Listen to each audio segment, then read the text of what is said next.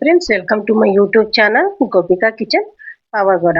ನಾನು ಇವತ್ತು ಎಳ್ಳುಂಡೆ ಮಾಡಿದ್ದೀನಿ ನೋಡಿ, ತುಂಬಾ ಚೆನ್ನಾಗಿದೆ. ಇದು ನಾಗರ ಪಂಚಮಿ ಪೂಜೆಗೆಲ್ಲ ಈ ತರ ಮಾಡಿರ್ತಾರೆ. ಇನ್ನೂ ಸ್ವಲ್ಪ ಚಿಕ್ಕದಾಗಿ ಮಾಡಿರ್ತಾರೆ ನಮ್ಮ ಕಡೆ. ನಾನು ಸ್ವಲ್ಪ ದೊಡ್ಡದು ಮಾಡಿದ್ದೀನಿ. ಸ್ವಲ್ಪ ತುಪ್ಪ ಹಾಕೋಬೇಕು ಪ್ಯಾನಲ್ಲಿ. ತುಪ್ಪ ಆದ್ಮೇಲೆ ಎಲ್ಲಿ ಬಿಸಿ ಮಾಡ್ಕೋಬೇಕು.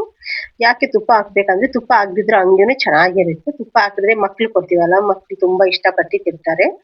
ಅದಕ್ಕೋಸ್ಕರ ನಾನು ಸ್ವಲ್ಪ ತುಪ್ಪ ಹಾಕ್ತಾ ಇದ್ದೀನಿ. ಸ್ವಲ್ಪ ತುಪ್ಪದಲ್ಲಿ ಚೆನ್ನಾಗಿ ಹುರ್ಕೋಬೇಕು. ಹುರಿದಿದೆ ಅಂತ ನಮ್ಗೆ ಹೆಂಗ್ ಗೊತ್ತಾಗುತ್ತೆ ಅಂದ್ರೆ, ಸ್ಮೆಲ್ಲೇ ಬರುತ್ತೆ ಅವಾಗೆ.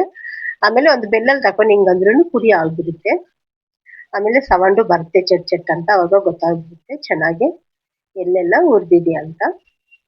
ಆ ಥರ ಎಲ್ಲ ನೀಟಾಗಿ ಹುರಿದ ಮೇಲೆ ಅದೆಲ್ಲ ಒಂದು ಪ್ಲೇಟಿಗೆ ತಗೋಬೇಕು.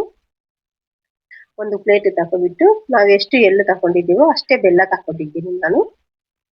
ಅಷ್ಟೇ ಬೆಲ್ಲ ತಗೊಂಡು ಒಂದು ಅರ್ಧ ನೀರು ಹಾಕ್ತಾ ಇದ್ದೀನಿ. ಅದರಲ್ಲಿ ಪಾಕ್ ಸ್ವಲ್ಪ ನೀರಾಗಿ ಮಾಡ್ತೀನಿ. ಸ್ವಲ್ಪ ನೀರಿದ್ರೆ ಉಂಡೆ ಕಟ್ಟಕ್ಕೆ ಸ್ವಲ್ಪ ಫ್ರೀ ಆಗುತ್ತೆ.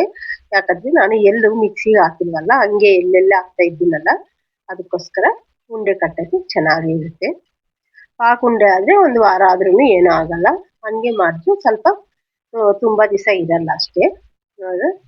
ಎಲ್ಲ ಅದೇ ತರ ಪಾಕ್ ಬರೋವರೆಗೂ ನಿಧಾನವಾಗಿ ಅಂದ್ರೆ ಸಾಕು.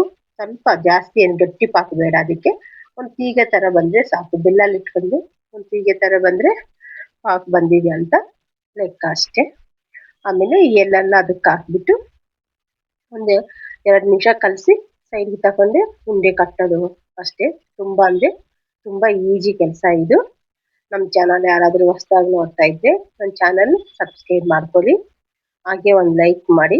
ನಾನು ಮಾಡಿ ಅಡುಗೆ ಇಷ್ಟ ಆದರೆ ನಿಮ್ಮ ಫ್ರೆಂಡ್ಸ್ಗೆಲ್ಲ ಶೇರ್ ಮಾಡಿ. ನೋಡ್ದಾ, ಎಲ್ಲ ಒಂದು ಪ್ಲೇಟ್ಗೆ ಹಾಕ್ಕೊಬಿಟ್ಟು ಸ್ವಲ್ಪ ತಣ್ಣಗಾಗಕ್ಕೆ ಬಿಡೋಣ. ಯಾಕಂದರೆ ನಾನು ಪಾಕು ಸ್ವಲ್ಪ ಗಟ್ಟಿ ಮಾಡಿಲ್ಲ ಅದಕ್ಕೆ. ಆಮೇಲೆ ಸ್ವಲ್ಪ ಕೈಗೆ ತುಪ್ಪ ಅನ್ಕೊಬಿಟ್ಟು ಉಂಡೆ ಕಟ್ಟರೆ ಚೆನ್ನಾಗಿರುತ್ತೆ. ನಾವು ದೇವ್ರ ಪೂಜೆಗೆ ಏನೇ ಆದರೂ ಇಕ್ಕದಾದ್ರೂ ಪರವಾಗಿಲ್ಲ, ನಾವು ಸ್ವಲ್ಪ ಹಾಲು ತುಪ್ಪದಲ್ಲಿ ಮಾಡಿದ್ರೇ ಚೆನ್ನಾಗಿರುತ್ತೆ. ಒಂದೊಂದೇ ಉಂಡೆ ಅದೇ ಥರ ಮಾಡಿ ಇಟ್ಕೊಬಿಡೋಣ ಎಲ್ಲ ಉಂಡೆ, ಅವಾಗ ಚೆನ್ನಾಗಿರುತ್ತೆ.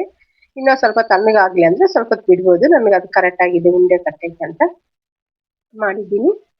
ನಾನು ಉಂಡೆನೂ ಸ್ವಲ್ಪ ಚಿಕ್ಕ ಚಿಕ್ಕದಾಗೆ ಕಟ್ತೀನಿ, ತುಂಬ ದೊಡ್ಡದು ಕಟ್ಟಲ್ಲ.